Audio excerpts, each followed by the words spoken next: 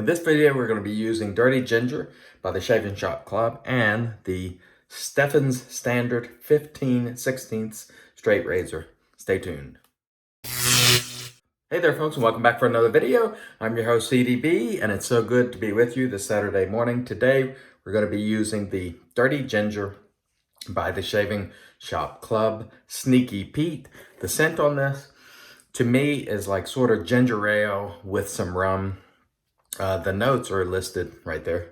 Ginger ale, ginger, rum, tobacco. You know Sneaky Pete can't make a scent without having tobacco in it. It's a nice scent. It's clean, fresh, sweeter side, crisp would be the way I would characterize it. Reminds you of ginger ale, but there is some rounding in there. Scent strength I've got about a 6, a little over medium. The cost on this is very good. Under $4 an ounce if you're a member of the Shaving Shop Club, and under $4 an ounce is a good price. So let us go ahead and get started today with our the Sea Monster Heli Mister. Go ahead and apply some moisture there, and then we're going to use our PAA Cube pre-shave, which, by the way, I always link these products below, or at least I'll put a link to the Shaving Shop Club and so on and so forth. It is closed right now because Pete is revamping, I think, the software system. He's converting these formulas to the new Kaizen base.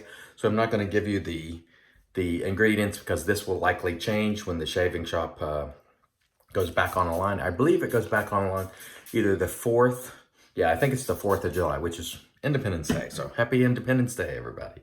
It's going to be interesting to see what happens because the Shaving Shop Club has been closed for a few days, so it'll be interesting to see the changes that Pete has implemented.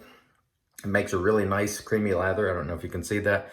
Let me roll in a shot for you. By the way, we have 24 hours growth, maybe 25, maybe just smidgen over. And this razor, by the way, I got from John's Shave Shop on Etsy. Again, I will link it below. I like dealing with John. He's a really nice guy. He's given me a lot of helpful information about honing. This particular razor was honed or finished on the Escher.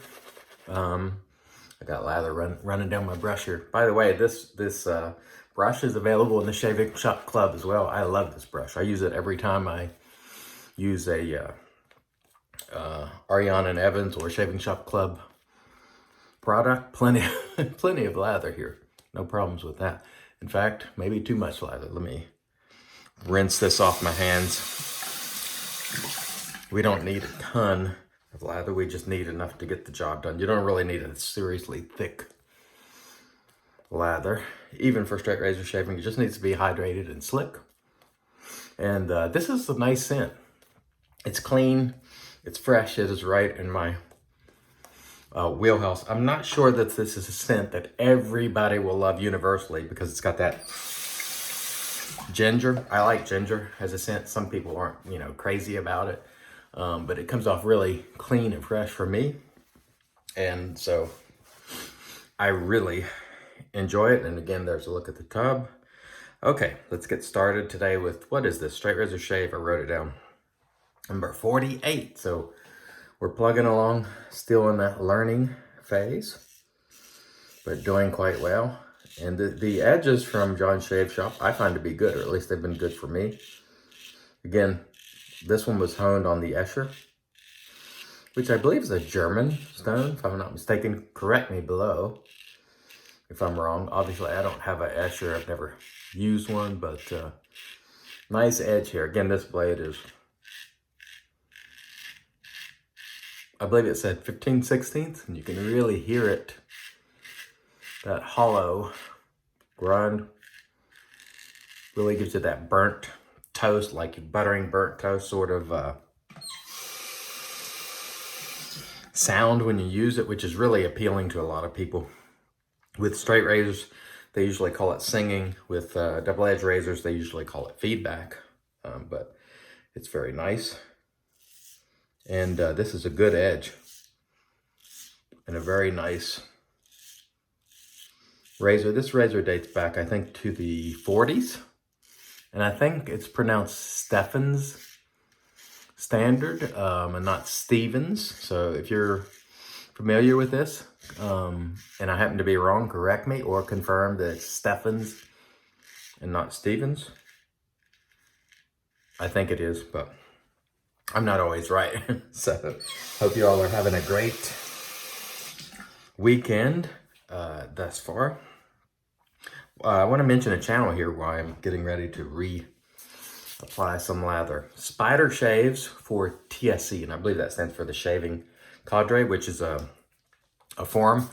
I like watching his videos. I mentioned him before, but I wanted to mention him again because he seems to be a bit of an aficionado when it comes to vintage aftershaves and aftershaves generally. He's got a ton of them. So if you want to know things about vintage aftershaves in particular, go check out Spider Shaves for TSC. I always link the channels below when I mention them. I like his channel. He retired from the Air Force. I'm also an Air Force veteran. And I was watching his video the other day and he said he grew the mohawk. He's got a big, colored mohawk because he was in the military for so long and he just wanted to make a change and do something different when he got out. I think he said he worked as a contractor even after the military. And so he grew that mohawk just to, do something different. I just dropped my cloth standby. Anyway, he just wanted to make a change and that's cool. He does have a big, giant, colorful mohawk. All right. This soap is really good quality. Again, the bases are being converted to Kaizen.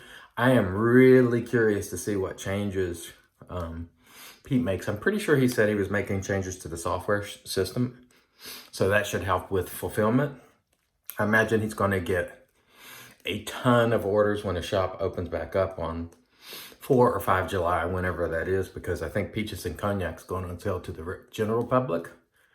And that is going to be interesting to see how he handles the volume because it's been closed for several days. So it's going to be a big test. So we'll get to see if the tweaks have an immediate result or they're going to take, it's going to take some time to work it out. One thing I like about Pete is he doesn't just make a little bit of soap and then walk away from it. Like special release, where there's a lot of people on the outside looking in, he makes it and he keeps making it. And so therefore, if you have a scent that you think you really want to try and he sells out of it, he generally keeps making it. And so you'll be able to get your hands on it eventually. I like that model. To me, that really means a lot that most anyone can eventually get a shot at. I know it's tougher in Europe because supply is limited, but he does keep making it, and hopefully those European vendors will continue to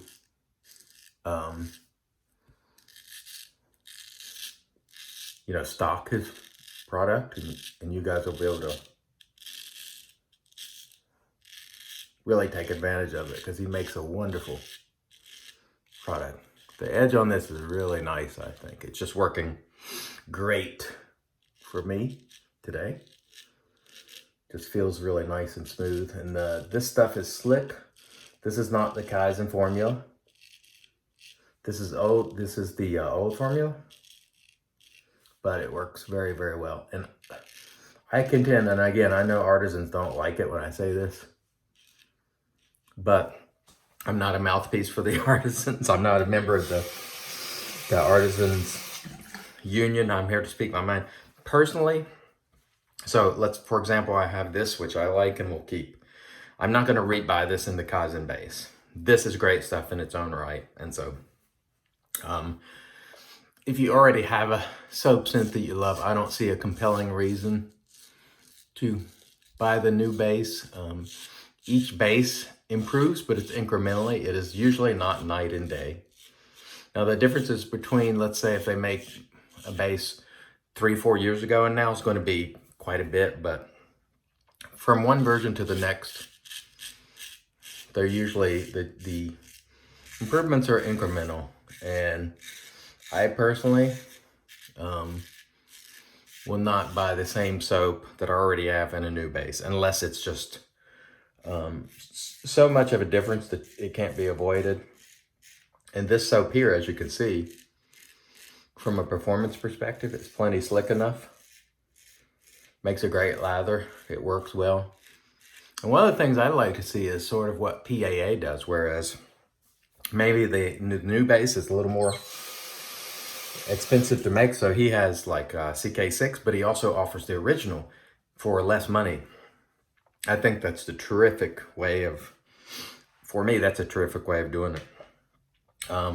Pete's prices, though, are pretty good, given that I think most people are saying that Kaizen is one of the best bases out there. It's almost universally accepted at this point that it's, in terms of quality, is one of the best, if not the, but it still can be had at a great price. He's not charging 30 bucks, 25 bucks.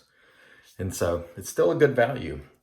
And I know he's tweaking the shipping prices and things that I've, talked about in the past. I'm not going to keep beating him up over the shipping. We'll see. We'll see what happens the next time I make an order, and then we'll talk about it more if need be, because we will continue to talk about the room for improvement if there is. But the product is on point, absolutely on point. So I think if you get a Shaving Shop Club or A&E soap, you're going to be almost assured that you're going to appreciate the quality. Pete, was a hobbyist first, and he remains a hobbyist, even though he's also an artisan and a vendor now, and one who's, making at least part of his living at this. I really appreciate the fact that he's not making these super exotic runs of small runs that people can't get, or it's one time. Pete, I hope you never do that. Because I don't like that model. It leaves a lot of people on the outside looking in, and I just don't care for it. So I hope Pete continues to do what he's done with Kaizen and peach and cognac, and which is he just keeps making it. People want it, he keeps making it. That to me is perfect, and that's why me personally, I'm going to spend my money with somebody like Pete over some of the artisans who make these very small, limited releases, because Pete's going to keep churning and plugging and making this stuff that people want to satisfy the largest number of people. So I'm not only thinking of myself, I'm thinking of everybody else, because I want everybody to be able to enjoy it. That's the way I look at it. And so I'm not saying I'll never buy a limited release, because I bought Grapefruit. But I would mention that Southern Witchcraft's going to make another run. So for me, that's more palatable. It's not just a one and done, walk away with the cash in the pocket. Let's make another run and see if we can make some other folks happy with our product. I hope more people will do that and will avoid these one and dones, because I know a lot of people were upset with the websites not cooperating, and just, some people just don't even have a chance. And so that to me is not super appealing. But of course, every artisan and vendor has the right to do whatever sort of business they want. And then we, the consumers, have a right to voice our displeasure and ultimately speak with our dollar. So if you don't like the way someone is doing business, don't buy it. Don't buy any of them. Spend the money with the vendors you appreciate, which is why I'm going to support Sneaky Pete. I know that if he makes something hot and it sells out, he's going to be making more of it. And so to me, that is very, very appealing. And I really like it. This razor is cutting extremely well. The Escher edge is pretty doggone good, I must say. So one of the things I want to mention about John's shop on Etsy is when you buy a razor like this from him, or any straight razor, he offers free honing for a year. You just have to pay shipping. That's additional value. And I don't know if the custom folks like Sprecher do that, but that would be a additional value. You're paying sometimes close to $1,000 a month. I think it would be great if they offer free honing. He may, I don't know, maybe he does, maybe he doesn't, I don't know. Tell me below if you know, like Chief or some of the other guys, Kai, Jack, or folks who have bought Spreckers. Does he offer free honing for life once you buy one, or free honing initially, or how does that work? Because I think when you pay that much, free honing would be a great value, and that way he could always keep his blades, making sure he's honing his blades and doing it right. So that would be something that would be the kind of money you're paying for those. I don't think it's much to ask. So let me know below if he does that. If he does, great. If he doesn't, maybe consider it. Whoops. I almost got carried away there. Got a little cavalier, but no problem. Wow, wonderful shave.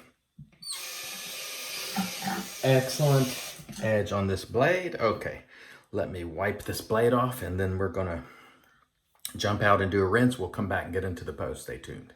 All right, and we're back with our Lancaster Razor Works towel. Again, link below. I don't know when these will be going up for sale again, but very, very nice towel. Let's go ahead and get going with our witch hazel. This was a really smooth shave. I actually hit myself with the alum, rubbed it all over right after a rinse, and then I re-rinsed, of course, after, because you don't really want to leave all that alum on your skin, but almost no stinging, which means that was an excellent shave and a really nice edge. No irritation, no cuts, creepers, weepers, irritation, nicks, nothing, no bubbles, no troubles. Fantastic shave. The Shave Shop Club Dirty Ginger, really nice, clean, fresh ginger ale sort of scent. I liked it, and I love, buying stuff from Sneaky Pete, and I look forward to seeing the changes he makes. We used the Stephan Standard 15/16 from John's Shaving Shop. I really enjoyed this edge. Really, really nice guy, John. Check him out. We used the Ariane and Evans brush, this synthetic knot. Absolutely terrific. And today we're going to go old school with Clubman. And the reason I have this in a glass bottle is I saw Spider, and I think he alluded to the fact that putting aftershaves in glass tends to improve the scent, especially these ones in the cheap bottles. And so a couple of weeks ago, I put this in the glass bottle. And if you smell it out of here and here, I am beginning to smell some differences. So something happens with that plastic. So today we're going to use the one in the glass bottle, and we'll just pour a little out there using our thumb as sort of or finger as the restrictor. And this is just classic Panade Clubman, which I like, which has that nice citrusy sort of zip to it. When it's in the plastic bottle, it kind of has a little bit of a side odor. And again, some people are saying that when you decant it and put it into glass, it improves that scent over time. It gets sort of gets rid of that plastic sort of off-putting scent. So we'll see. It smells great right now. I want to thank each and every one of you for joining us. As always, I want to remind you, it's your shave, do it your way. And until next time, God bless.